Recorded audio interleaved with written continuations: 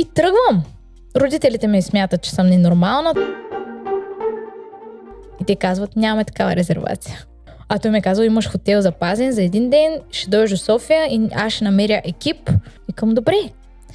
И тръгвам. Родителите ми смятат, че съм ненормална. Това не се случва за първи или за последен път. И отидох. И добре, че отидох. И въпреки, че в хотелската стая нямаше резервация, аз си дадох едни от, може би, не последните пари, ама малкото пари, за да си запазя. Те имаха само там някаква делукс стая останала, нещо супер газарско, да.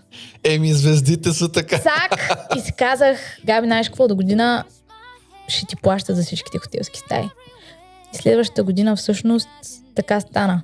И бях на 2 турнета и работих в един уникален хотел и комплекс в Гърция. И наистина много има значение какво си мислиш и какво правиш. Mm-hmm. Отидох на фризьор, отидох на гримьор, този човек още го няма, мен някакви хора ме правят, аз не знам какво става, не го познавам все още.